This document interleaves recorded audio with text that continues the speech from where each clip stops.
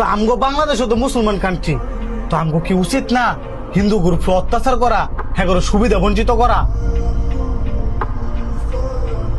আমগো ধর্মের মধ্যে কি লেখা আছে যে আমাদেরকে অত্যাচার করলে আমাদেরও তাদেরকে অত্যাচার করতে হইব? আমাদের ধর্মকে অবমাননা করলে আমাদেরও তাদের ধর্মকে অবমাননা করতে হইব? আর তুই জানোস না, অত্যাচারকারীকে আল্লাহ কখনো পছন্দ করে না। আর আমাদের ইসলাম ধর্ম হচ্ছে শান্তির ধর্ম। কই আমাদের নবীজি তো তাদেরকে অত্যাচার করে নাই, তাদেরকে বদদোয়া দেয় নাই, বরঞ্চ ইসলামের বাণী তাদের মধ্যে ছড়াই দিছে।